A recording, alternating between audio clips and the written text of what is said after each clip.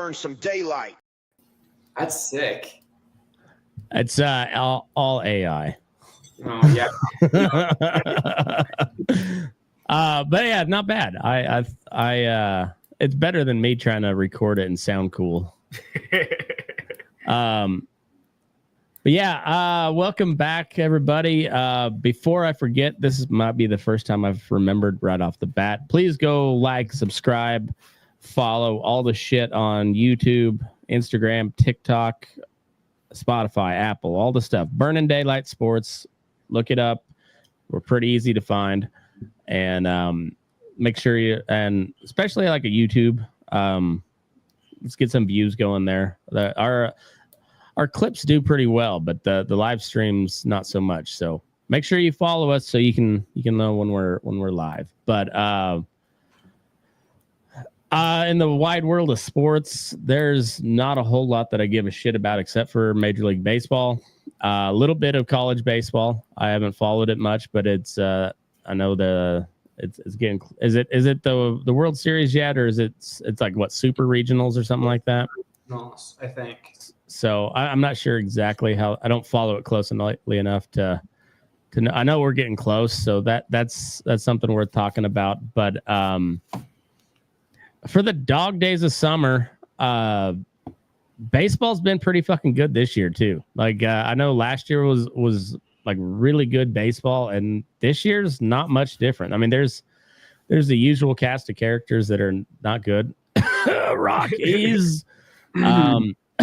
A's, but the A's are like, they've got a glimmer of hope here and there. Like we were talking before, I don't think they make the playoffs, but they're 11 games back of the division, 10 games back of a wild card, which is a lot, but it's still second week of June. They could rattle off some wins. It could happen. Probably not going to, but they're competitive enough where they're worth watching. The Rockies are not.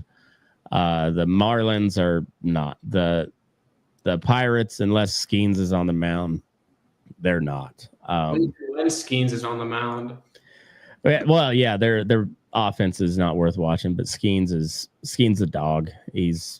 Guy's so good. But there's been some shakeups, like when me and Jay recorded last week, Philly was leading the East, I believe, and now they're like 4 games back, and Luzardo's not been looking great.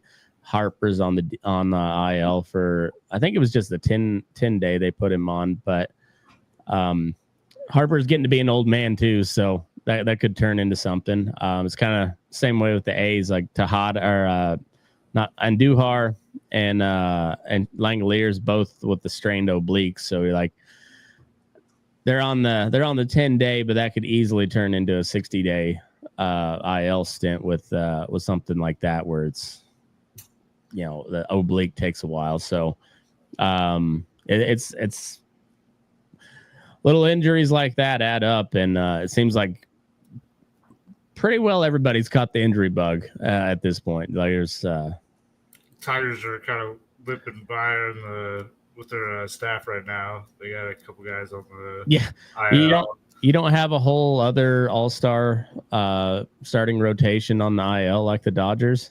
No, we got a couple guys. We got a couple good guys like Olsen. Job's on the IL. Job, Mize just came back. Yeah, like a week and a half ago. So it's a little rocky right now. They're doing some bullpen games, and they got they're doing like an opener, and then like a Montero will go like five innings after that. See, that the A's have been doing that here a little bit lately, and I don't think it's so much because they've got some injuries, but the guys that are injured are rookies, and they were only pitching because the other guys sucked. So they've been running an opener out there for a few of them. I think more than anything to get some confidence, because they've had the worst team ERA in baseball for I don't know if they still have it, but they did for a pretty good stretch. And a lot of that had to do with the bullpen. And then Severino can't pitch in Sacramento for whatever reason. He just so yeah, their A's pitching has been god awful, and then their offense just goes dead when at the wrong possible time. But yeah, so there's been a lot of that, but there's also been some big call-ups. Caglione, Roman Anthony just came up for the Red Sox. The A's have had Wilson and Soderstrom were on the starting lineup, but Denzel Clarke got we actually that especially seeing this guy produce. We got to witness his major league debut, and so that's pretty cool. He struck out 4 times, but he played a really mean center field. But since then, he's just been making circus catches all over the outfield, and one in Toronto, one in Sacramento, and now one in LA against the Angels. And he's just, it's incredible. I watched that one video of him, like pretty much like shoulder, like he had his like whole half his body above the wall. It was amazing. I can't believe it. Yeah, let me pull that up, because it's truly incredible what he's doing.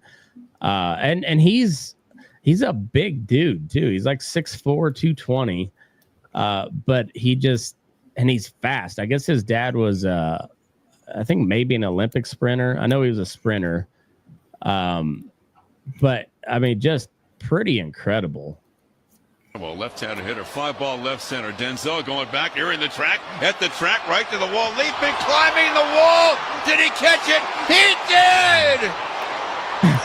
You can't believe what this kid is doing in center field. Thank you, God. He got himself suspended on top of the wall and brought it back for out number 2. Every day incredible. Is a highlight. I just love that the Angels in the outfield are no longer helping. No, they're playing for the other team now. Like I said before the show, I've almost forgiven him for being Canadian, but I haven't forgiven him, but I'll let it slide. The dude's insane, but I mean, I was talking highly of him after we saw him, because I was like, the guy's just, he plays center field really well. Like he gets a read on the ball. He's always waiting on the ball. Like he's never like catching it on the run. He runs to it, and then like he outruns the baseball and he's waiting on it. Like the catch that he made in Toronto where he scaled the wall is the same thing. As like he was hanging on the wall and just like waiting for the ball to get there. Like that doesn't happen very often. Like robbing a home run catch doesn't happen very often in general, but just insane athletic plays like that. Like, and he's got 3 of them on the year already. He's only been up for 3 weeks. Yeah, I mean, the defense is amazing.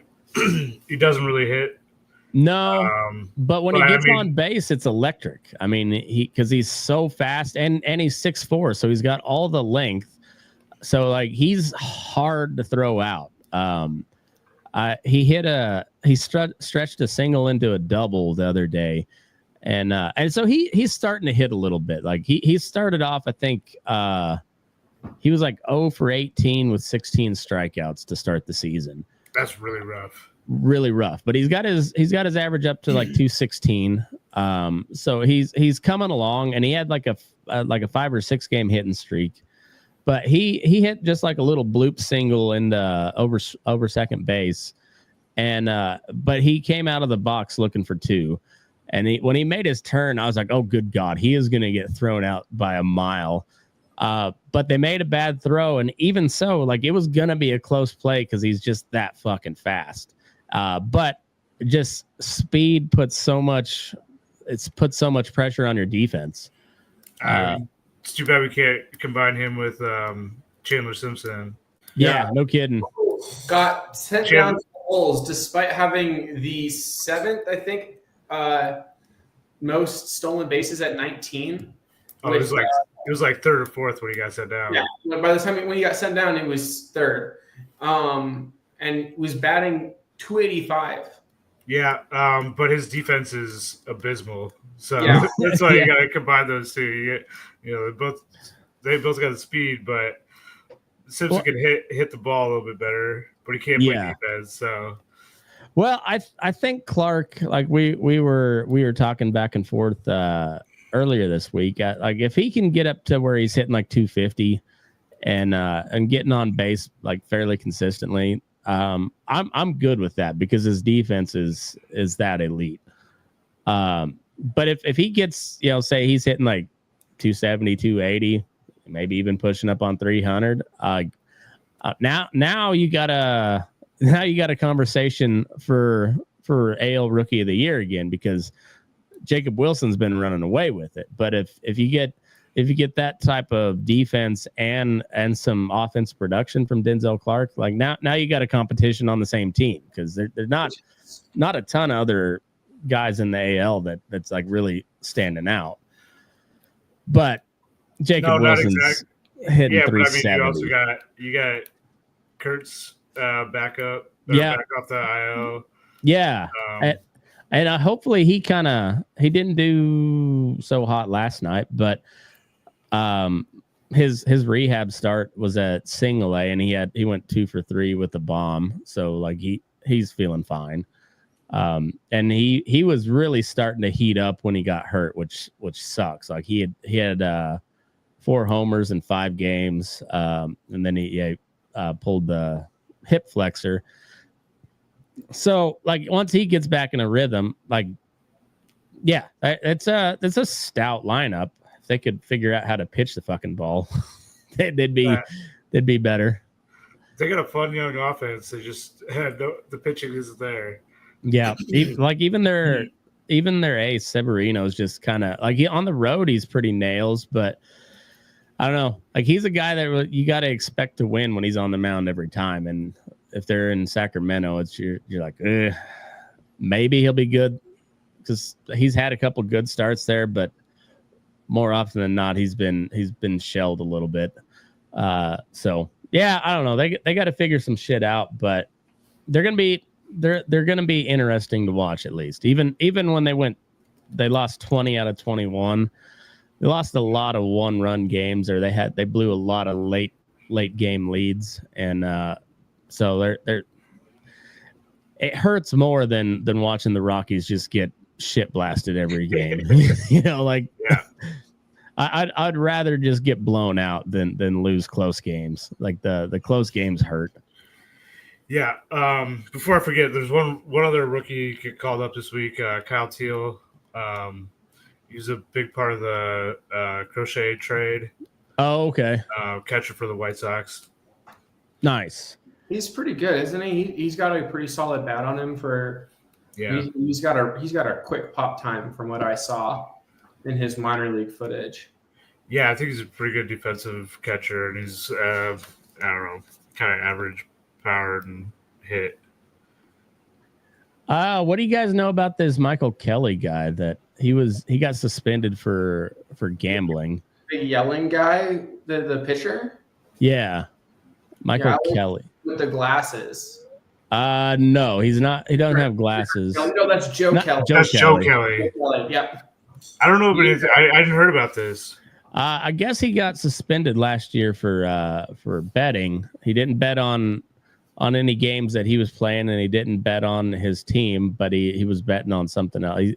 He had bet a total of like $1,000 and maybe made a couple $100 off of it. So, I mean, you got to know better. Like, I'm not. It's a hard rule. Like, I mean, however we feel about it. Yeah, it's like, the rule, and it has been since 1919. So yeah, like you just can't do it. Like yeah.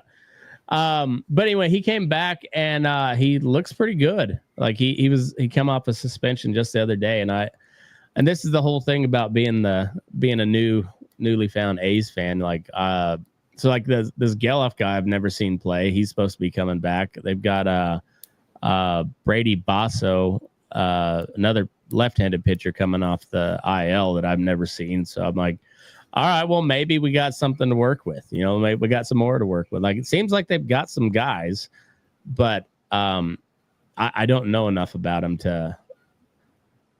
I've had Golf in my fantasy leagues. Big reason I know him. Last year the average was down a little bit, but he steals bases. Nice. And a little. I mean, he's 17 homers last year, 14 the year before. He was hitting 211 last year, but the year before 267. So, and that's this is just his third year now. So, he's probably the A's got like a depth problem, or they got too much depth and not enough. Yeah, they got a lot of depth in they got too much depth in like position players and not enough in the pitching category, it seems like. Yeah. But I guess before, because the trade deadline's not real close, but it's coming up, and it's like it's starting to heat up, and people are, and the standings are starting to kind of cement a little bit, at least for a few teams. So let's get into the division races, and that'll lead a little bit more into the trade deadline talk. So let's go right down the line. But the Astros are now 2.5 games up on the Mariners in the AL West. Rangers are they just, I don't know what their deal is. Like they can't really put up a whole lot of runs. They've got some really good pitching, and that's what's keeping them close to 500. But they just, their offense is pretty anemic. The Angels are interesting. They're like they go on some streaks, but when they're hot, they're pretty hot. I mean, they swept the Dodgers at home. I think they took 2 out of 3 from the Mariners. They've been playing pretty good. They swept us in 4 in Sacramento. Trout's back, and he's hitting a little bit. He's starting to get back to form. I think of the AL, that's, as far as like the total division goes, that's the most interesting. The Yankees, I think, I don't know. Tell me what you guys think, but I do think that at the AL West is, as far as like winning the division, it's the most competitive. Yeah, I think so too. And like the Mariners, they just got Kirby back. Yeah, and he got shelled early on, and then but it seemed like he had a outing the other day. He had 14 strikeouts and no walks. And so was it Gilbert that just came back too? I think they just had 2. I'm not. Is he back? I know he was on the IL. I think he's just back now. So I mean, that's going to help them out a lot. But I think they both got shelled a little bit of their first starts. Kirby looked pretty good this last one though. Yeah, his last outing, he had a career high of with 14 strikeouts, so pretty good outing for old George. But on the offensive side, like they started out swinging the bat pretty well this year, and then they've cooled off except for Cal Raleigh. Big Dumper's still just dumping them in. Like he's leading the league in home runs, and that's kind of all they have on offense right at the moment. Yeah, I mean, J.P. Crawford was hitting the ball well at the beginning of the year. Yeah, he had like a 15-game hitting streak.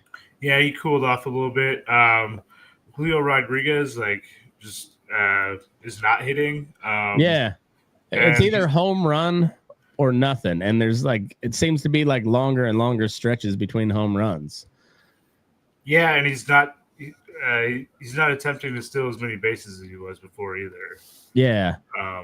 Which I don't know. Maybe I'm not really sure what happened there. Is maybe end of last year he kind of stopped stealing as many bases. He's still got 11 right now, but he was. Yeah, I'd expect him towards the top of the leaderboards and steals.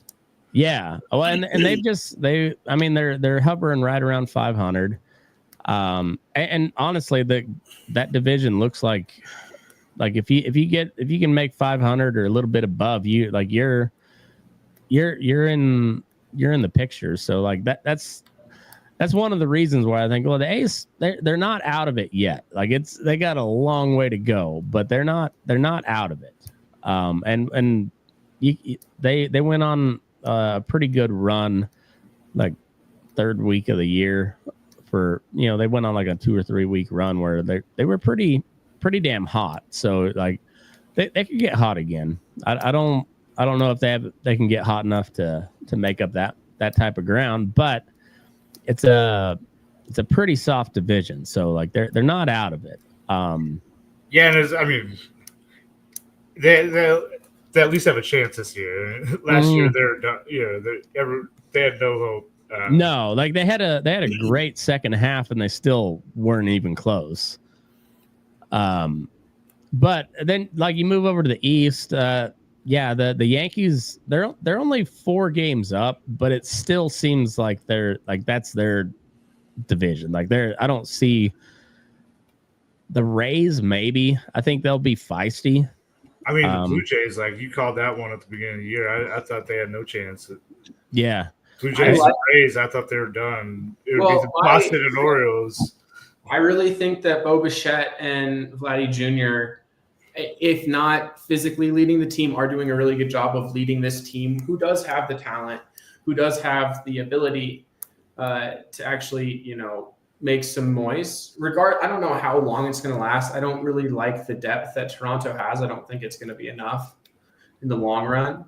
I think a team like the Red Sox could definitely outplay them for like a second for a wild card bid. But I think that, they're showing that they have some fight in them more than they have in the past. I mean, to be this close behind the Yanks, have 37-30, this, far into the season, I think shows that they do have the ability to play and they finally started acting like it. Well, the city of Toronto can thank the A's for getting them hot because they were not doing much of anything, and then the A's went up there for 4 games and got swept pretty soundly. And then they've been playing pretty good base. I don't think they can keep it up. Their pitching's been pretty good. Like they have some pieces, but I don't really buy them. I think the Rays have a better shot. I don't know. And me and Jay were talking about this other day, but like, it's just based off of like historical data. Like for whatever reason, they're always in it. I don't know enough about that team to say why they're going to be in it. And they, like all the factors say they shouldn't be that much in it. They always find these they always find good pitching like out of nowhere. They're really good at scouting pitching. They're a really good Moneyball team, and they're just feisty for whatever reason. They're always hanging around. They'll outlast you somehow. And the Orioles, they were kind of coming on a little bit. I mean, I never bought them as making up a whole lot of ground, but Jackson Holiday is looking pretty good. Like turns out the kid is really good. I think he hit a home run. I know he hit 1. I think maybe he hit 2 in Sacramento, but he's also kind of one of those guys. He can hit for power, but you better be on your game if he hits a infield. If it's infield hit, like little fucker can run. Yeah, and Gunnar Henderson's picking it up a little bit. He had a real slow start, but he's back to normal. I think he kind of always starts a little bit slow, but I think so too. And then was it O'Hearn is he's been pretty solid this year as well. Rushman is kind of whatever. Like he's not really lived up to expectations, but he's still pretty good. Yeah, but their pitching is outside of Sagano, their pitching is garbage. Yeah, absolutely terrible. I wish they would have left Charlie Morton in for another inning the other day in Sacramento, because we put four runs up on him, but he didn't make it out of the second. Oof. And then we didn't score again after they pulled him. So end up, I think we lost 7-4 on that. But in the Central, I think the Central is the toughest division. I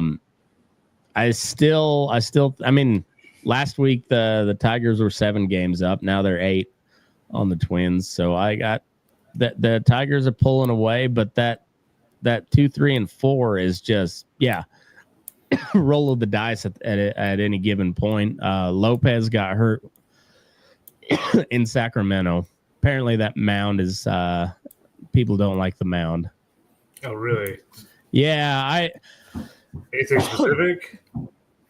Well, I figured that was like a standard kind of thing.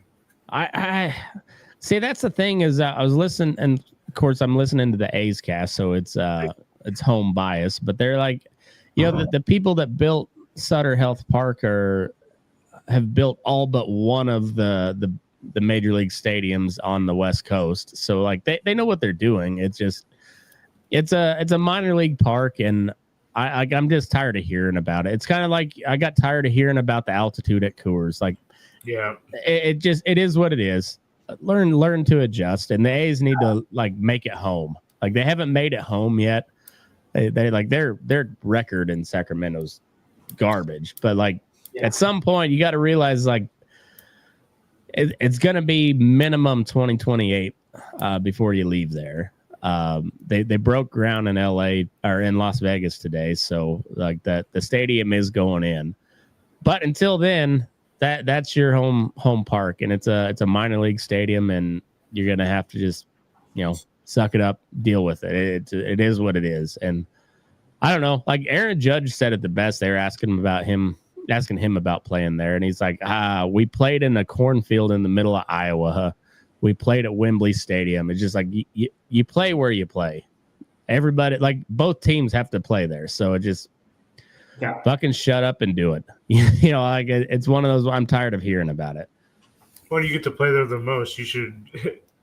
Like figure it out. You're professionals. Figure it the fuck out.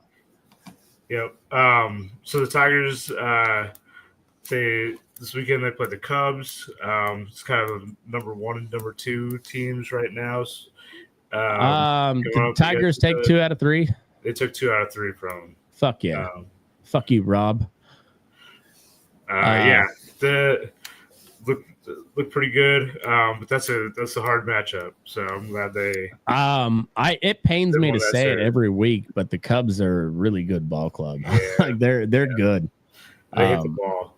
Yeah, and like what you're saying, like in bunches too. Like that, they can go 5 innings scoreless and still beat you by 5 runs. Like they just when they hit in bunches. Yeah, they got the best like late inning scoring. Yeah, by a long shot too. Yeah. I think. Yep. But so I mean, but those middle 3 there is going to be fun to watch. It's been really close. Casey should be better. They got great pitching, no bats. They called up Jack Haglon last week. He had a 4-hit game on Sunday, right? On Sunday. Finally, we almost got swept by the White Sox. Yep. We had a 7-2 lead going into the bottom of the ninth, and we beat them 7-5. And that really broke me. Well, the Angels had a 4-game sweep of the A's, and I was like, man, that's rough. the team that was like on paper is the worst team in the AL West came into town and swept you 4 games like that. Oof, that one hurt. That one hurt a bunch. But that's why they play 162 games though. Like you find out who's actually good, who wants to win. But I like this AL Central race a lot. The Twins, they're kind of made of glass. Like they just get hurt all the time. And I still don't buy them. They're a pretty good ball club, but I don't buy them. Cleveland is like they're kind of like the Rays. They're just they've got more guys than the Rays do. I mean, they got Jose Ramirez, Stephen Kwan, Bo Naylor. They got Clase, and I mean, like they got a solid, like nothing real flashy, but they got a solid lineup, and they're hanging in there. I won't be surprised if they make the playoffs. Yeah, they always seem to pull it out. I mean, they keep losing guys, and it doesn't matter. Yeah, they just next guy up, keep the line moving. And the Royals, despite not being able to hit the ball at all, are a game above 500. And you think they're going to be buyers at the deadline? They gotta show something before they buy. That's kind of what I think too. Like if they're still hovering around 500, if they're still in the play, in the wild card hunt, I think they go shopping. But yeah, they need Caglione to really they need him to start hitting a lot.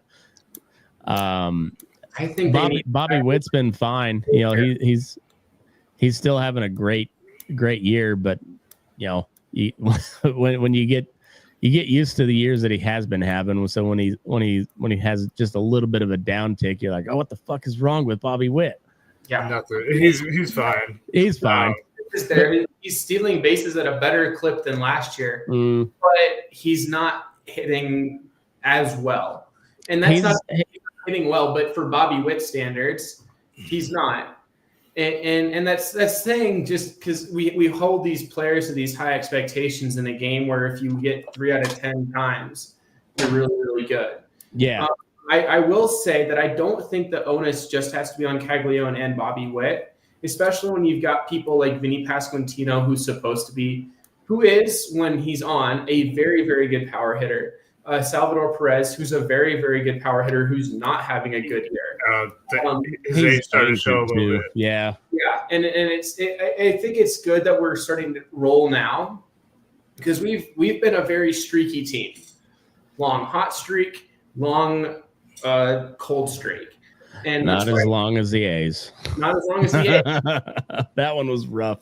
That was rough, but a significant large enough streak that it's keeping us around 500, which ironically is keeping us in the hunt, which is so interesting that the rest of the AL outside of the Jays and the Rays, aside from the 3 first place teams with the Yankees, the Tigers, and the Astros, who also are hovering close to 400 at 36 and what was it, 33? Yeah, I think so. 36 and 30 is the Astros. Mariners at 30 and 32. So that the Mariners are the fourth wild card, it looks like. No, the Guards. No, the Guardians. They're a game back.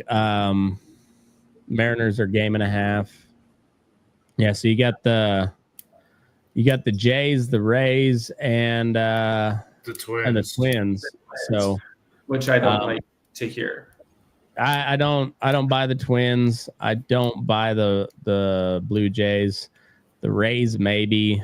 But the Royals need to kick it into gear.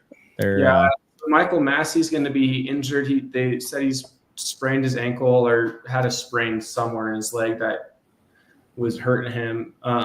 So they said back at the end of the month.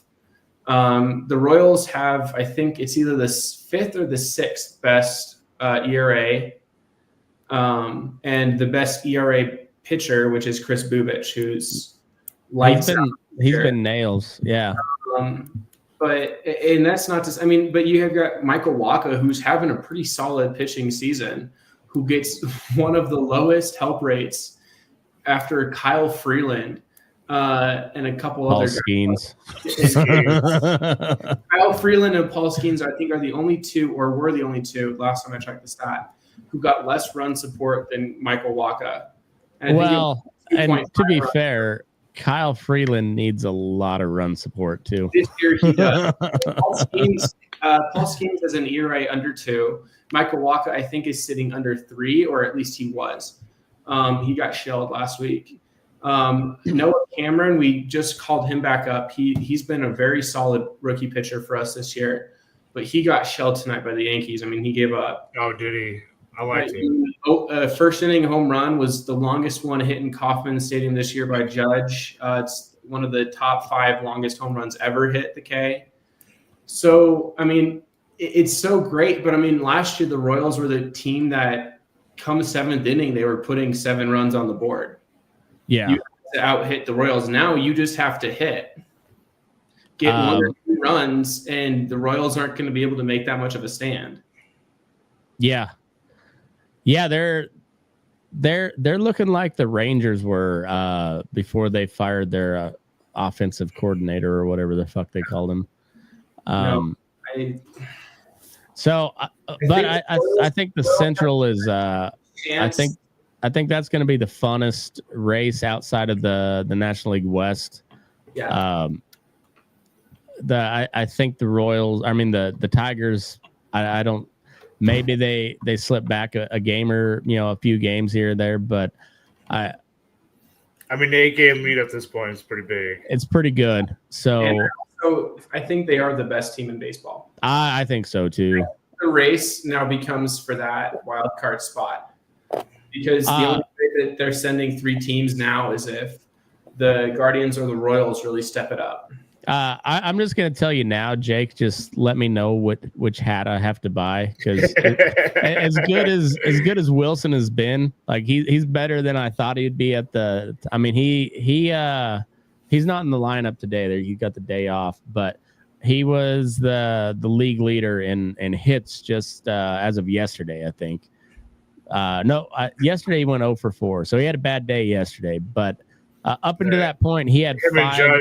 Him and Judge are like neck and neck. Yeah. It's like Judge and Cal Raleigh for home runs, and it's Judge and Wilson for hits, which just goes to show you that that you can talk all the shit you want about that short porch in left field at Yankee Stadium. Does not matter. Aaron Judge is just having probably the greatest season ever for a right-handed batter. I mean, he's 9-foot bomb today. Like, it does not matter how tiny the stadium is, the ball will leave.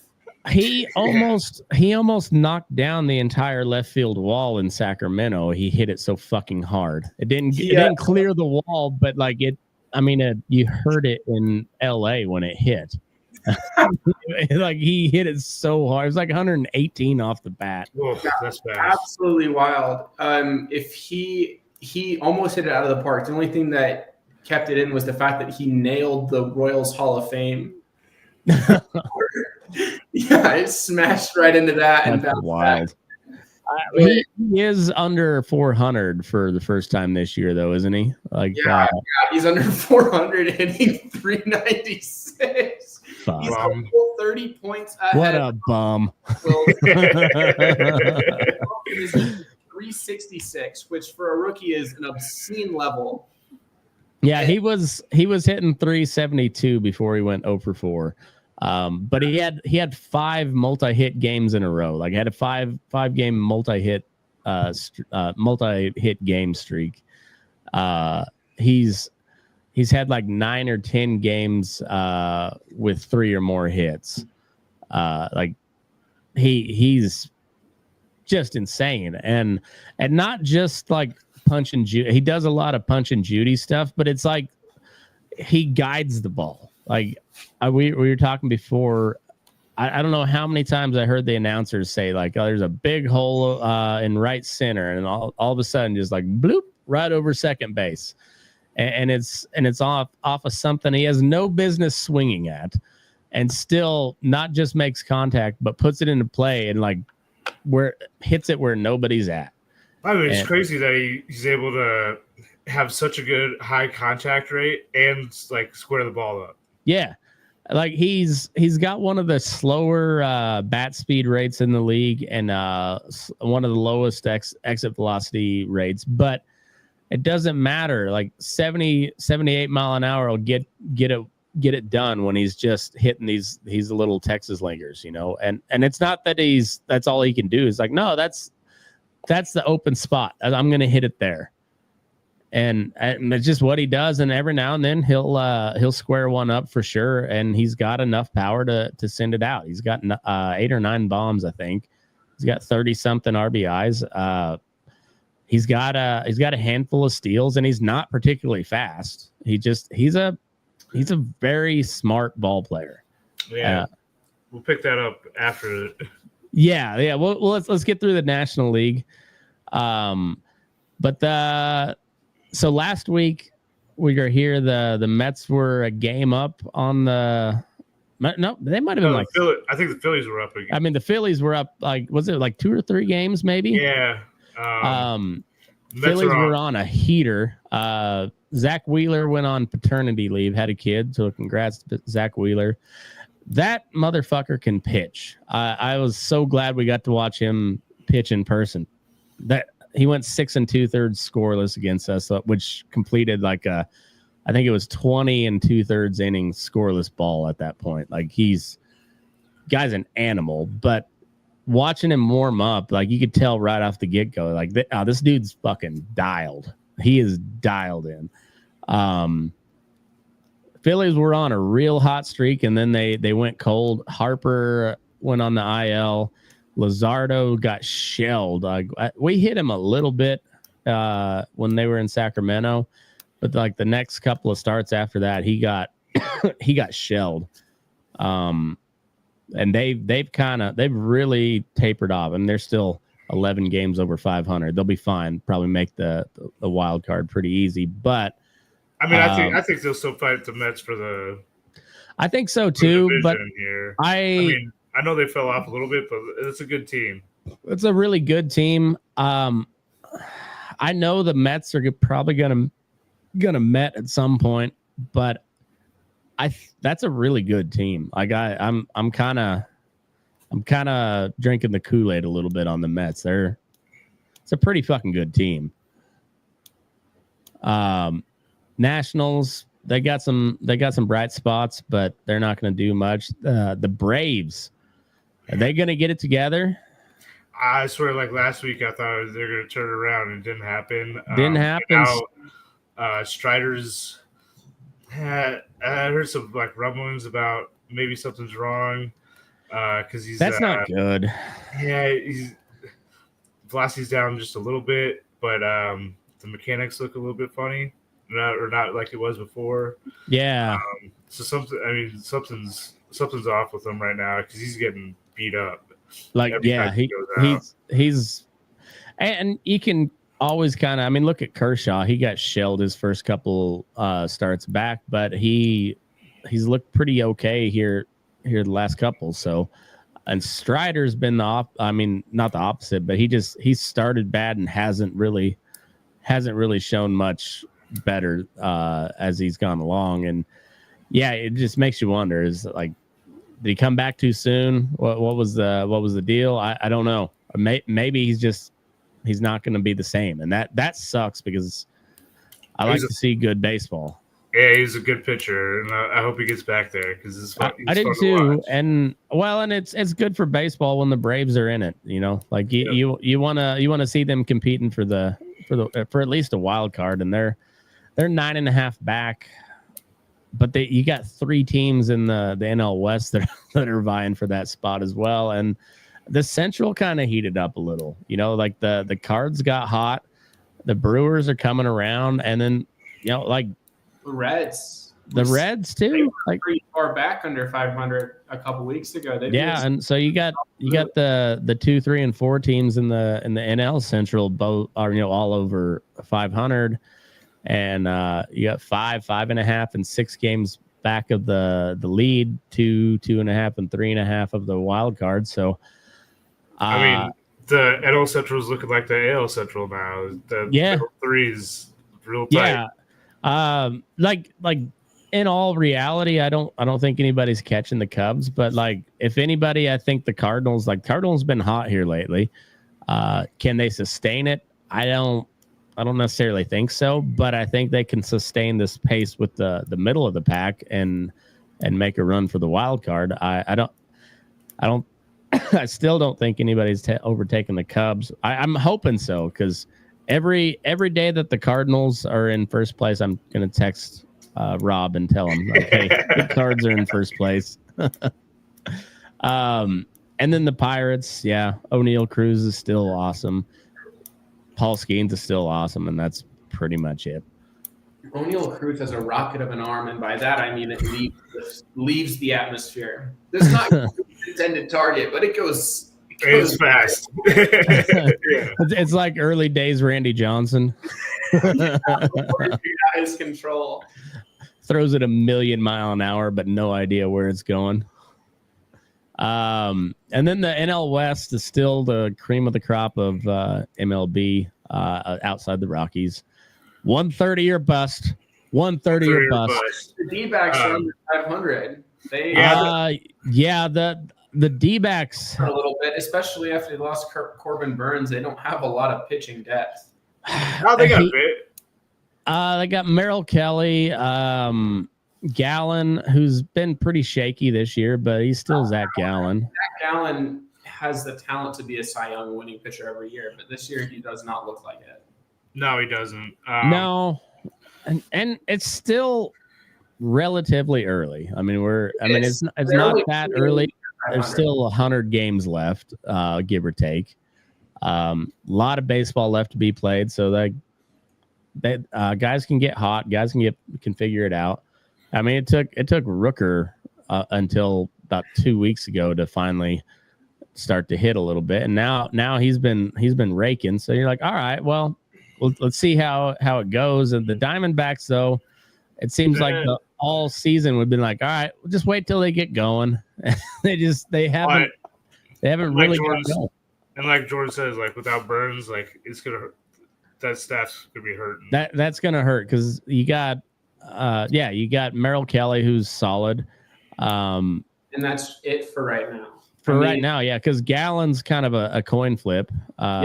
He's vintage Zach Gallen, or you're going to get 2025 Zach Gallen, who is struggling with the strike zone, struggling with his velocity, and that's what I mean when they don't have a ton of depth. Is they had a lot of depth on paper, but it's not. The results aren't there this season, especially not with their starting pitching staff. Yeah, a good hedge bet for the Diamondbacks, Gallons on the mound, pick the over in strikeouts and the over in earned runs, and one of them's going to hit. Maybe they both might hit. That's true. That is true. He has had a 10 strikeout game and given up 5 runs. Yeah. So, and I know 5 runs isn't a lot, but it's not a quality start. But if you're pitching 10 strikeouts, you should be throwing under 3 earned runs. Yeah, for sure. And then the Giants have got like a cushy setup right now. So we've got the series of the week right now is Dodgers at the Padres, and it went. I think this game 2. It went in extra innings last night. Dodgers won it, but the Giants got a 3-game set at the Rockies, so they're looking to sweep and will probably be atop the National League West after that. They just had a comeback. And they were down 4-2 and they won 6-5. So sounds about right. And the Padres are up 9-0 right now on the Dodgers, so they're going to take a game off them. So it's going to be real tight.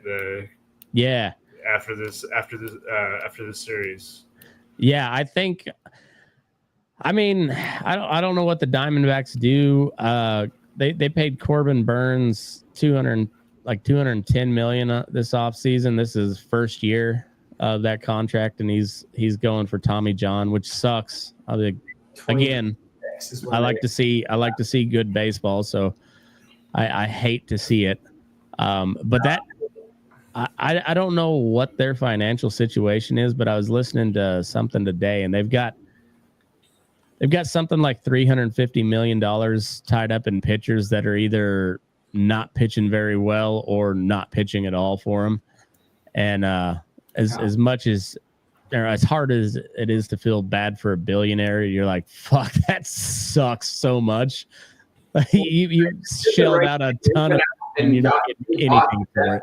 Need it, and they brought in some really solid talent. They paid their talent that they already had with Zach Gallen, and then all of a sudden, production drops from Zach Gallen. Yep. You get one bad release, and Corbin Burns' season is done. Yep. You know, they're not projecting him to be back until mid-2026, so that's over a year. You know, well, and also like there's been a lot of talk, even before the season started, after they signed Burns. Like, is that a good signing? Because his like all the signs were showing of like he'd been dropping off. He's a big strikeout guy, big swing and miss type of guy, and his swing and miss rate had been going down pretty significantly. And and now he's out till middle of 26, so at the earliest, and you're like, fuck, that sucks. As like I don't, it's hard to feel bad for millionaires or billionaires, but like, fuck, that's shitty. You got a lot of money tied up in pitchers that are just not doing anything for you. Well, like you said, it's bad for baseball. Like, you want to see the best players out there playing. And then the Rockies. 12 wins. The 12-win Rockies. 12 wins. So Father's Day is Sunday. I don't see him getting to 15 wins before Father's Day. I don't see it happening. But you never know. They did sweep the Marlins last week. They had a 3-game win streak, which is more than the A's have seen in over a month. So 3 wins in a row. In a row. 3-game win streak. They swept them. They won a 3-game win streak and haven't. They lost me money every single one of those games, motherfuckers. The Marlins physically lost a significant chunk of change by staffing those Rockies games. No, there were so few people at the stadium that they lost a decent amount of money by having people work. 5,400 people for one of those games. That's embarrassing. And that's a massive stadium too. On the road. I think there was more Rockies fans than there were. I like Miami. I don't understand that city as far as like you're 90 miles from a country where the national sport is baseball, and you have a flood of refugees every year, and like love baseball. Baseball. And don't have a stronger fan base. Although it's because they keep trading away all their good players. Yeah, that's true. Yeah. But also, you've got 2 World Series wins down there too, and like I guess it's the Marlins and the D-backs both got 2 for the latest expansion teams. But like, man, can you imagine if we had 2 wins in Colorado? Like D-backs only got 1. Only 1? Okay. Yeah. But still, yeah. Like if the Rockies had 2 World Series wins, they would be like top third of the league in attendance, no matter how bad they are. They're already right in the middle of the pack, on pace for the worst season ever. What's also wild is that the Rockies have beat the Yankees, and the Royals have not. The Royals A's beat the Yankees once too. Playoffs last year. Since before, you guys having problems with the Yankees? Yeah, the Royals cannot beat them. Well, to be fair, the Yankees are pretty tough to beat. They are, but if the Rockies, historically speaking, they are human. Yeah, it does. Like when Judge, I'm not sure that Aaron Judge is human this year. He might have sold his soul to the devil. Or whatever bionic surgery Shohei Ohtani has had. I think. Oh yeah, well, I think we established that early on that Shohei is a robot. He's AI robot. He's just going in for an oil change. Yeah, exactly. The only reason Shohei exists. You can't suspend a robot for betting. You have to have a human that bets. All right, so that's the division. Let's come. I got to take a leak, but let's come back and talk about some of the trade deadline stuff. Who's available, and then like some of the type of players that we like, and maybe how the game is shifting back, maybe a little bit more towards the old school style of ball play, or ball player, and then we'll go from there. But yeah, I think not. It's funny. You think not a lot changed since last week, but Philly was up 3 games, and now they're down 5 games in the division in a week's time. So life comes at you fast, man. It really does. Play the Rockies. Yeah. I mean, well, the Mets did just have a series against the Rockies, so that always helps your cause. And the Giants, the Giants are probably going to take the lead in the West, probably for very briefly, but they're going to be atop the National League West just because of the Rockies. So you're welcome, San Francisco. You're welcome, New York Mets, and even before that, you were welcome, Philadelphia Phillies. All right, we'll be right back.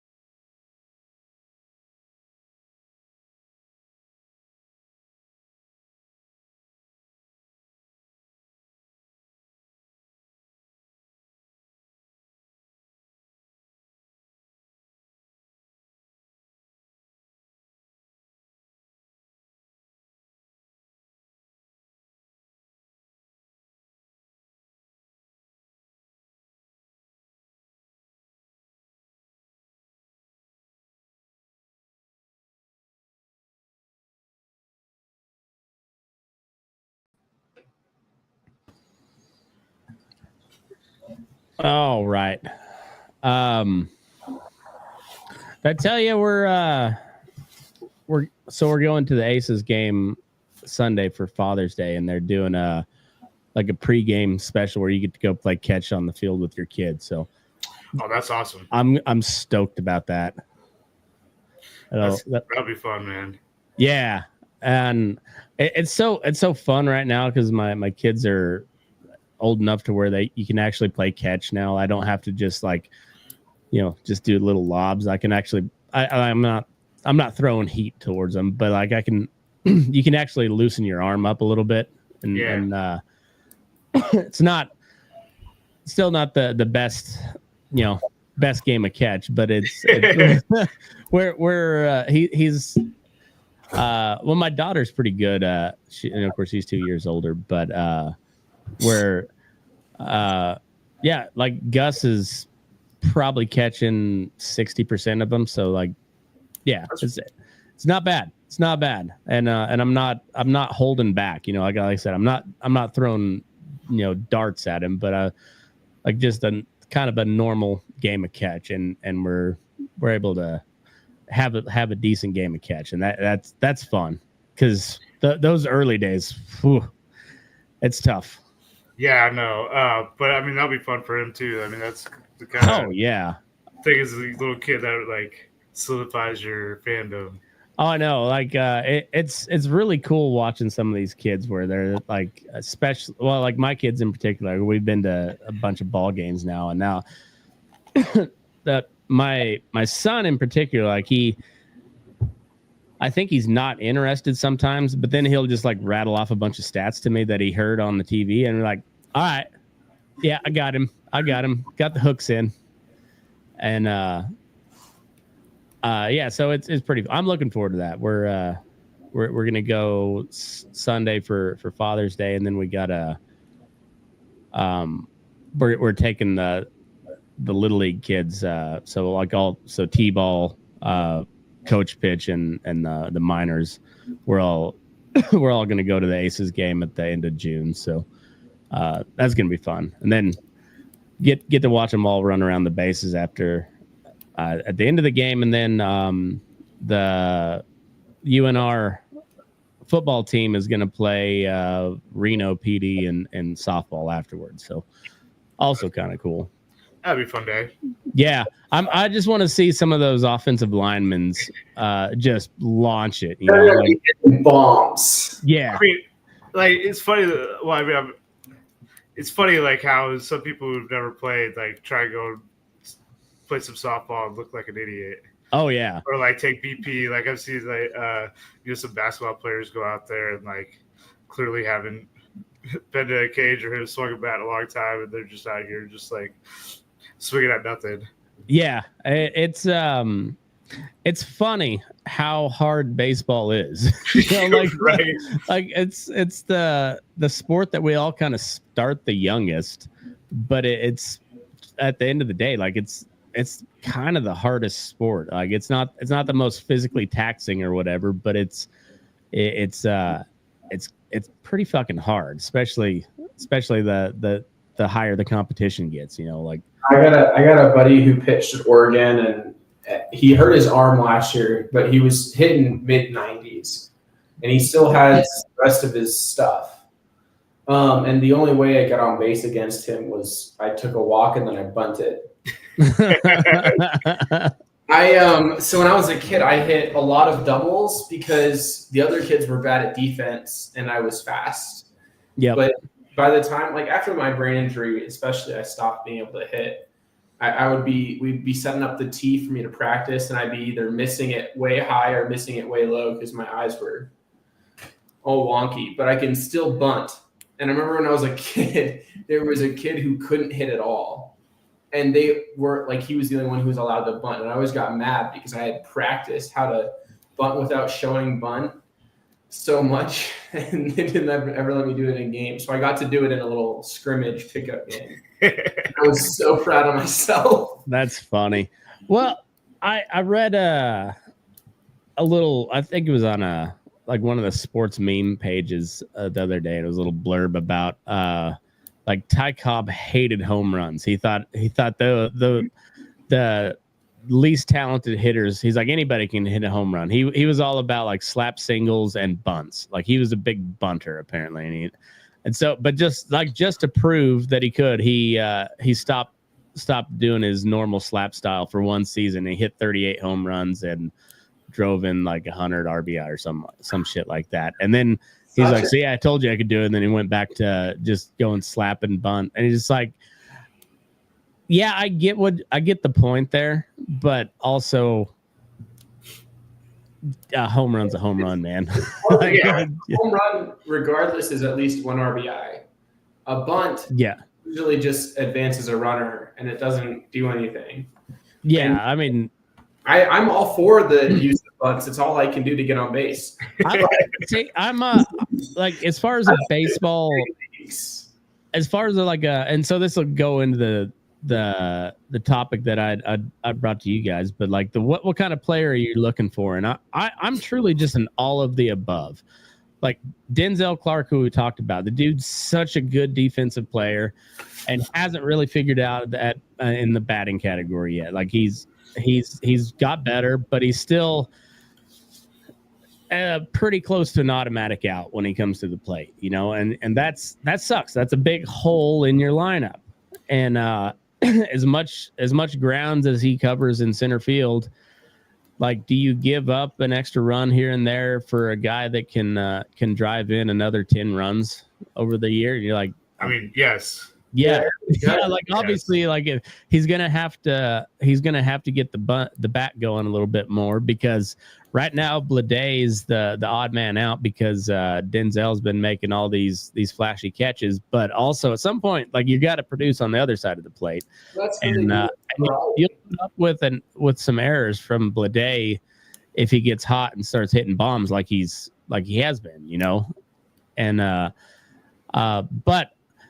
Then you got a guy like Jacob Wilson, who's he's always on base, and he also produces too. He's got a OBP of over 900. He's in average. And his defense isn't great, but it's also not mediocre. It's above average, and also his dad was an elite big league shortstop. Like he didn't hit very well, but so he's already above where his dad was offensively, but his dad was known for the defense. And so if you got that in your back pocket, like his defense is just going to get better as he adjusts to the game. But like it's not a fluke that he's hitting 360 or 370 right now. Like he's done that at every level of the sport. He's hit over 350. And so like he's just like that's who he is at the bat.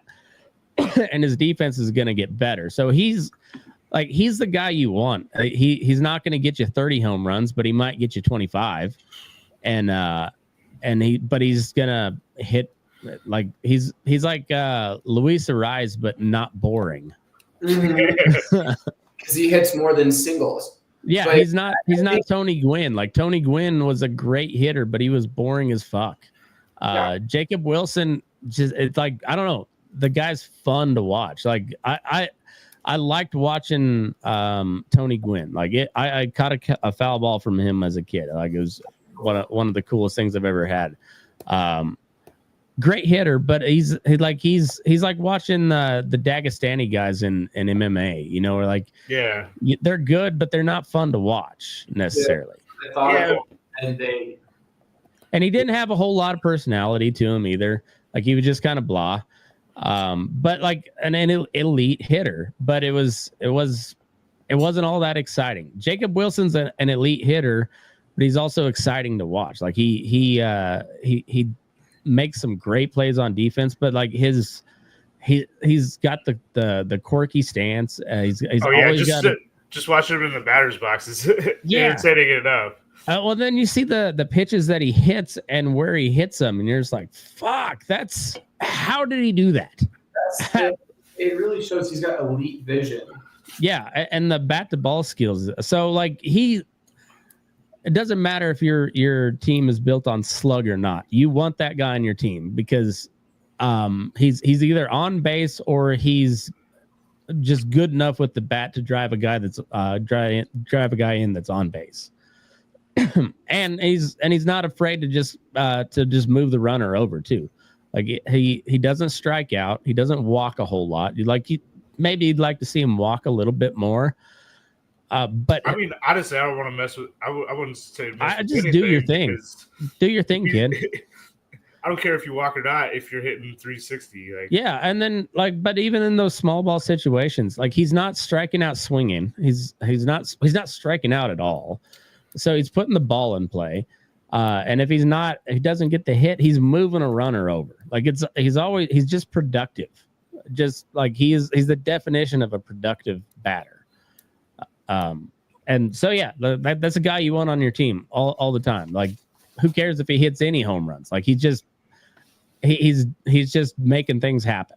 And I think, granted, like I think he's a potentially a generational type talent, but like you want to see more guys like that cultivated, because he's just kind of an old school throwback type of player, where over the years we've got to where it's just a lot of RBIs, a lot of home runs, which obviously great, but a lot of strikeouts come with that, and you got guys getting paid big money and they're hitting under 250, and you're just like, man, I do like those guys that can hit for average too. Yeah, I mean, I know what you're saying, but when you're hitting for a lot of power, even if you're hitting under 250, like, yeah, that's very valuable. It is. Like, like Kyle Schwarber, like hitting 210 last year, and he was like immensely valuable because and crushes the ball. He's another guy that, like, I don't care if you're a small ball team, you'll take Kyle Schwarber. So it's funny you like that, like Jacob Wilson type. Like I'm like almost the opposite. Like I like guys like Ellie De La Cruz or Tatis or Acuna. Guys are I like good defense, very flashy. But then also like just goes up there and tries to crush the ball, but also steal some bases. Oh yeah, no, I like those guys too, and then I like the old school sluggers too. I fucking love Pete Alonso. Like that I love that guy. Oh, I mean, you got Torkelson who's finally figured it out this year. No, same way. I like Torkelson from last year. When I first got introduced to him, I was like, oh, I like this guy. He's just like a big meathead, and just like, all right, go do your thing. But now he's he's turned into a pretty goddamn good hitter. He's a top 10 prospect. Like, yeah, you're supposed to be a good hitter. Well, I didn't know all that. I just but I, like watching him last year and I liked him last year, but then watching him, what he's turned into this year, fuck, man, he's pretty good. Yeah, and he hits the ball hard. Mm. Strikeout issues, but he seems like he's kind of figured it out. Changed his stance a little bit, changed his swing a little bit. Yeah, well, and then you take a guy like Nick Kurtz, who's got a ton of power, but that guy's also got a really good eye. Like he's a guy that I think that could hit for over 300 and still hit 40 home runs a year. That'd be pretty impressive. It would be, but I just watching how he never looked like he was overwhelmed, but he was just like, oh fuck, I gotta speed some things up. And just watching him come along, and then before he got hurt, he was really getting hot. But the at bats, he was taking Todd Helton type at bats, where just working the count, getting it timed up. I don't like that one. I'm gonna foul it off into the stands. I like those type of hitters too, but they're pretty rare. You kind of have you have the contact hitter that doesn't really hit for power, and then you got the power hitter that doesn't hit for average, and there's a handful. Yeah, there's a handful in the middle. You had the Willie Mays, you had the Barry Bonds, Aaron Judge, Albert Pujols. Miggy. Yeah, same way. But those guys are pretty far and few and far between. That they can do it consistently. So it takes them all. But when you find the guy that can do both, that's where your stars begin. King Griffey Jr. And then it's particularly Griffey. He's the kid. When you got a guy with swagger, but also universally loved, there wasn't anybody that didn't love King Griffey Jr. and he was a guy that was clean all the way through the steroids era, which like hats off to him. I've made my peace with steroids a long time ago. Like baseball was fun when they were all juiced out of their mind. It was so awesome. Much fun watching some of those home run races. Oh yeah, well, and then like some of the pitchers too, like because everybody was on it. That's the thing that got me. I was like, well, it wasn't illegal, or it wasn't against the rules, and it was kind of some gray area there. Gray area, and then everybody was on it, and really MLB did nothing to enforce it either. Like, it's because it brought, like saved baseball after like the lockout year. Yeah, and how it got blown up to the status it did, I'll never know. But that was fun as fuck, and that was like as we we were growing up, like that was like peak Little League years when Little League and on and like formative years of a baseball kid watching these just juiced out freaks, and it was like it was fun as shit. But then there was guys that didn't do that, and Griffey was one of those, and was just as good, and that was the crazy thing about Bonds, is like he didn't need the juice to be a Hall of Famer. He did it anyway and became just the greatest to ever fucking do it. Probably a Hall of Famer before he started juicing. Yeah. But like the big thing about like a lot of, I guess it kind of depends on like when you start, like what kind of steroids you're taking or what kind of juice you're taking. But like a lot of it is just helping you stay on the field, letting you work out more. Yeah, you get it was the production level increased because you were able to recover faster. Yeah. And or not get hurt in the first place. Like that was a big chunk of it. But then you look at like work out every day and like not feel it. Yeah. So it was I don't know. And then everybody was on it outside of like a handful of like like King Griffey Jr. was like the country church kid that was like, no sir, I ain't ever doing any of that stuff. And he was just that fucking good. But also as he got a little older, he got hurt a lot. And if he had the right type of juice, we could have probably seen another 10 years out of the kid, Yeah, I mean, it would have been crazy, but and I got 800 home runs. Yeah.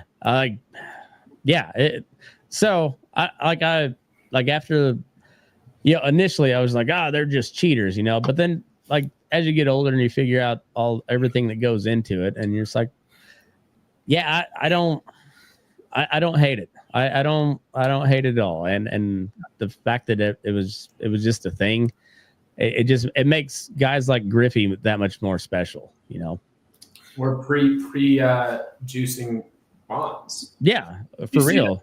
Or Sammy Sosa has never admitted to doing steroids of any kind, but you see a guy like him have that kind of late production, it makes you question, but at the same time, baseball, I think, was better for that production from Sammy Sosa, juice or not. And I think if he's not juicing, he's in that same category as King Griffey. Well, and they're all roided out freaks, so the competition's higher because they're become more competitive the more juice they take. So, like, I don't know, like competition's the best, and that's it brought out all of it. There were some ugly parts for sure, but there's ugly parts in everything. But I don't even care that they banned it. I thought it was ridiculous that he got it. Like it went all the way to where they're having hearings in Congress over steroids in baseball. Well, so I sort of understand that part because of it's a business too. Yeah, and it's it's a legal monopoly. Yeah, it would, but if you got to have some rules, especially now, like with sports betting so huge, like you get it. There's some financial ramifications for doing steroids now, and like also like I think it's a good thing that they banned it, just mostly because it just encourages kids who are never going to make it to the, probably not even going to like get drafted or college even to like start juicing, and that has some pretty serious health effects, right? Yeah. So no, I but it was fucking fun. It was fun as shit. Yeah. But there are some stuff where like, yeah, they could do some more research and maybe like, not the like the real nasty bulky shit, but there's some of that stuff like where human growth hormone, like that could be like an actual, like a really big benefit to Major League Baseball with helping with injuries and stuff. Or people like Lionel Messi not being as good as he was without human growth hormone. But he was just a kid who couldn't grow, so he needed the HGH as a child. And so people say that should disqualify him from the awards and from being able to play. But a lot of those things that are natural and not necessarily people aren't using HGH to hit 60 homers. They're trying to use HGH so they can stay on the field. Yeah. And I honestly don't have necessarily a huge issue with players, especially, injury-prone players. You got like your Mike Trouts, your Anthony Rendones, or Anthony Rendon just doesn't want to play baseball. Yeah, I think so. The benefit of the doubt, because I said Mike Trout, and then the only other person I could think of was Rendon. But these players who are enormously talented, but something is fundamentally wrong with either their workouts. Troy Tulowitzki was the same way, Yeah, Tulo was huge injury-prone player. When he was on the field, he was lights out great, but he struggled to play, over what was it, like 100 games in consecutive seasons. And I don't know. I think done the right way, medically, I think there can be huge benefits, not just to the game, but to the players. Yeah, I think so too. So I was thinking because so like on the football end, the Broncos signed J.K. Dobbins, which I like. I really like J.K. Dobbins. He's one of those guys where he's so good, but he can't ever stay healthy. And so like my buddy Brad sent a text, that they had signed him, and I said I'm just waiting for him to break his leg. I'm not hoping for it. I'm actually hoping it doesn't happen, but I'm just waiting for him to break his leg or something because he just always hurt. And football's a different sport because like you're getting hit all the time. More like baseball, like the injuries pile up and they're always like weird injuries. It's not like a pulled, a hammy or something like that. There's always, that happens as well. But like you've seen the explosion of Tommy John surgeries as people push for more velo and more spin. And then like in the NFL, there was this, everybody was throwing the ball all the time. It was like everybody was throwing 40, 50 passes a game there for a minute. And last year, it seemed like the league took like a pretty big shift in the trend back towards the run game. Like the pass attempts went way down. Like you didn't have like the huge quarterback numbers like we had in the past. I mean, it wasn't. I wouldn't say it went all the way back to the like old school smash mouth football, but it was a pretty significant downturn in like offensive production where it went to be more like run centric defensive type games. And I wonder, because the quarterback is just such a unicorn position where like you can't win really without an above average quarterback. Like you can't have just an average quarterback and win consistently. So you have to shift your game to where slow it down, eat up more yards, build up your defense. But it seemed like there was a lot of teams that took that shift last year. and I wonder with all these guys like these flamethrower types with nasty stuff getting injured and out for a full year plus like quite a bit here recently. Are we going to see a shift more towards the Maddox Glavine type style where it's location and movement, but not necessarily the spin, but just like the crazy, like the subtle movement that those guys had? So I don't see it's going to go all the way back that way, but like before we started the podcast, Jordan, you were saying about Paul Skeens, how he's changed his mechanics. Yeah, he lowered his arm angle. Yeah. By a decent amount. It went from up here to, I think, down here or higher to here. Yeah. And I know he's not the only one who's doing that too. Yeah. No, like Chris Sale did the same thing. He started off the year pretty rough and changed his arm angle just real slightly, and then he's been nails ever since. So but I guess it's always kind of been a thing in baseball, and particularly in pitching, is like you try to throw your best shit as long as you can, and then you learn to adapt so you can stay in the league. And that's where, Glavine was never a fireballer, but he was also a freak. But there's always what's the guy that he was with the Yankees back in the way back in the day. And then he was with the Mariners. He was a knuckleballer. I forget his name, but what is his name? I was reading his book or listening to his book. I think it was called Foul Ball. I forget. He was from the 60s and 70s. Oh. Way back. But he was a guy that threw 95, 96 or probably roughly in that range. I don't know if they had the radar guns at the time. But he was a flamethrower whose arm just gave out. So then he learned how to throw a knuckleball and was in the league for quite a while after that. Not making a ton of money, but nowadays, shit, man, if you can bounce around as a bullpen guy, specialty guy here and there, and still draw the league minimum, that's a good living.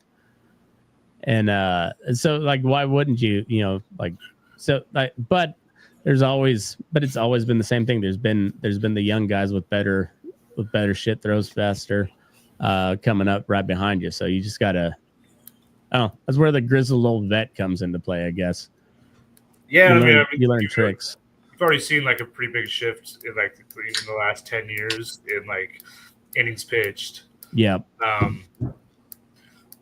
You don't see many guys going over too far over 100 pitches.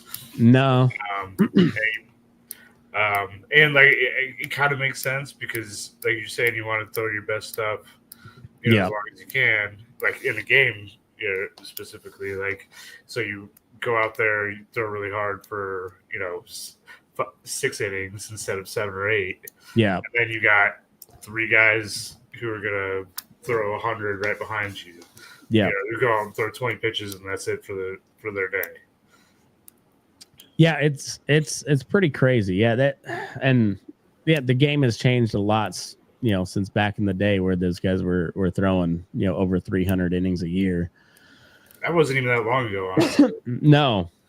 But it kind of, you look back at some of these guys where they're it's where you get almost too analytical. You get too much into the analytics, and you're just you got to have a feel for the game too. So if Scooble's rolling, you don't take him out. You don't fuck with him until you have to. You don't go get him if you don't have to. And there's certain guys like that, and your analytics will tell you that. but like there's sometimes where you kind of gotta, throw some of the analytics out the window and go by feel. And sometimes like your feel matches up with the analytics. Like all the analytics said, try not to get to Freddie Freeman, in the bottom of the ninth, with a left-handed pitcher. Like analytics says this guy hits the fuck out of left-handed relievers with runners in scoring position, and they walked a guy to get to him, and you're like, wow, that was not a good gut pick there at all. You walk the bases loaded to get to a guy that absolutely rakes against left-handed relievers, and also the guy's a former MVP. Like that try to get the guy in front of him, which was Mookie Betts. He's also a former MVP. Yeah, so it's not like it's easy, but yeah, it's not like it's easy, but like they have the numbers there that says like of the two, pitch to Mookie, and yeah, it just, I don't know. There's some things you got to go with your gut on those, and but a lot of times your gut lines up with the analytics if you know baseball. Like a good manager knows that shit without having to see the numbers. Like they just know, and I mean, I guess, but like the Rockies don't do any of that shit, and they don't. But they also a good manager's also going to look at the numbers and be like, if it doesn't match up with what he thought, he'd be like, well, let's look into that a little bit, like, so it's just, I think a good manager is a good manager, and they've always used stats, but the Rockies have, they haven't not morphed with the times. Like, they have not adapted as, which we talked about it so many times. Baseball's for autists, just like, there's always been these weird, quirky stats that have made the game what it is. It was the sport of analytics before analytics was a big thing. Like that already existed in baseball before we made a term for it. They just, and a lot of that had to do with like dead air on the radio, like in between pitches and shit. You're coming up with stats, but turns out like that's kind of how you measure the game. Like as the guys on the broadcast, like they're talking about the last 10, he's on a 13 game hitting streak, something like that. This guy is 0 for his last 26. Like could be a good hitter, but he's in a real slump right now. So that adds to the analytics, or that adds to the coaching decisions, which is all analytics based. And yeah, I don't know. It's it seems like a good manager knows that and already, but is not going to shy away from like, oh, you got deeper statistical analysis to what I've already considered. Like, well, yeah, let me take a look at that. And I don't know what the Rockies are doing. Nothing good. It's crazy. Like there's always a point where like, there's a human factor to the game. So like you look at the stats and what they say, but then you also like they could have that same number, but the guy's got a bum ankle that's not factored into the statistics, and you're like, oh, well, maybe I'll go with this guy instead because the guy, numbers say what they are, but like the reality is he's not quite right. So I'm gonna go with this guy. Didn't work out for Freddie Freeman. No, that Freddie Freeman is he's a MVP and a World Series MVP for a reason. Yeah, that dude's insane. But also like he's a Ken Griffey type where he's got all the goods, but he's also just like universally loved. Like you can't not like that guy. All right, well, maybe this is a good time to jump in the FIP. Yeah, so we talked about this a little bit last week, and I didn't do my homework that much on learning FIP, but so field independent pitching.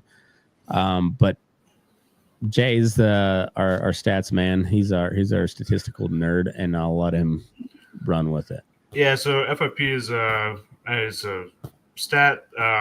It's supposed to be a defensive independent stat. So it's kind of is maybe a measure that it's gonna come out looking like an ERA, and it's maybe like if you see like a big gap between your ERA and your FIP, you might. You would assume that the pitcher is going to tend towards the FIP in the ERA, and it's calculated using like 3 true outcomes, home runs, walks, and strikeouts. So the formula is so it's 2 times the number of home runs plus 3 times the number of walks minus 2 times the number of strikeouts divided by innings pitched, and then you add in a factor, which is essentially like a league average FIP. Okay. So just kind of normalize that number. So that is what I like how they figure WAR, where WAR is kind of like the league average replacement, and so that changes every year, right? Yeah, so that's going to change every year. Like there's like this year it's like 3. It's always around 3. Okay, but it's going to change. Maybe a 10th or 100th or something like that. As as the season progresses or whatever. But yeah, it's just a good measure of like, okay, you see someone's or like Scooble, he was sitting at like I think maybe mid to high 2 ERA, but he had an FIP like well under. He was like 1.7 FIP. This is like maybe a month ago. And you're like, wow, he's really pitching. Like he's throwing a lot of strikeouts. He's not giving up home runs. He's not walking anyone. Yeah, his ERA is maybe could be due to like luck of how people are hitting, or like bad defense. But he's tended towards that, and so now he's closer to 2 now. To match his FIP. So I don't know if you see someone like have a crazy season, you might look at their FIP and see like, oh, is this like way off? It's kind of like would a rough equivalent on the offensive side be like BABIP? Yeah, exactly. It's batting average on balls in play. Yeah. Is exactly the same thing. It's like, okay, everyone kind of has roughly this, or as a player, you kind of your BABIP shouldn't move too much throughout your career. Maybe a little bit as you get older, but it should stay roughly the same. So like if your BABIP's like way high or way low, it might explain like, oh, you're getting. I mean, sometimes it could be like an actual change to like your swing or something. Or sometimes it could just be that you're getting either really unlucky or really lucky. So like Juan Soto this year had a really low BABIP. And so like I actually am not exactly sure how they calculate like expected batting average. I think it's on like angle and exit velocity. Oh, okay. Like he was hitting the ball really hard. He's going to get right at people. Right. Yeah. So those balls are going to start to drop at some point. And they have, and his average is coming up a little bit. But yeah, it's the same kind of thing. Like, really low BABIP. You'd expect that he's going to get better. Yeah. So, and even going back to like the early days, so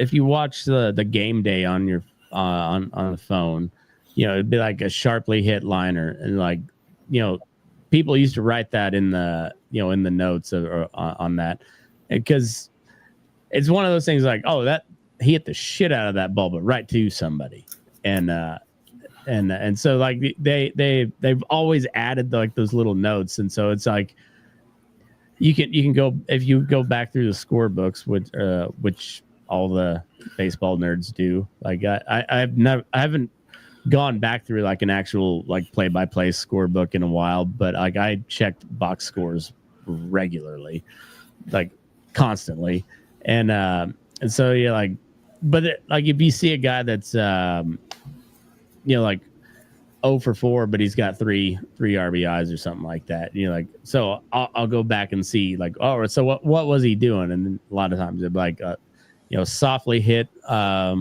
sacrifice fly, or like sharply hit line drive, something like that. And so like they're even since forever, they've always added like those little extras in, and because batting average and ERA are they're solid like baseline metrics to use, but they're not great. They're good for looking at like a large set of data, but not like a specific play, right? Yeah, exactly. And so, yeah, but it's kind of like what Jordan was saying earlier. Like, if you're hitting, if you're getting 3 hits out of 10, you're an all-star. Mm-hmm. And so like, you got to look at some of those outs as like, oh, are they good outs or bad outs? Are you squaring up the ball? Like, if you're squaring up the ball, those balls are going to start to drop at some point. Yeah, exactly. If you're hitting slow rollers to second base, and maybe something's wrong, but if you're hitting a line drive at short, and you hit 110 off the bat, but it goes right at short, that's a good at bat. Yeah, You got out, but that's a good swing. So it's so funny is like just coaching little kids. It's just like, hey, move your hands up a little bit, just a little bit, and you won't hit it off the end of the bat, like, because like my boy, I had him shoulder up, but he still drops his hands and then swings, and so he was getting into that like halfway through the season. And I was like, put your hands higher, get your hands real high, and like ninjas. I always tell him ninja sword, just like fruit ninja, just slice the pineapple. And he had that motion, but he'd always drop his hands first, and so he's swinging under it. So like, get your hands up and don't drop them. Just let him go. Throw your hands at the ball, and so they're like, it's funny, just like those little bitty corrections make a huge difference to between a slow like swinging underneath it or hitting it off the end of the bat. Slow roller to first, or just a rocket. And sometimes you hit a rocket right to where somebody is, but if you keep hitting it like that, they're gonna fall. Like the law of averages, it's gonna fall. You're gonna find somebody who can't jump as high, or you're gonna hit it just a little bit more in the hole, and they're not gonna get to it, or it's gonna, rather than just one hop into the left fielder, it's gonna hit in the alley. And you're gonna get extra bases. It's just yeah.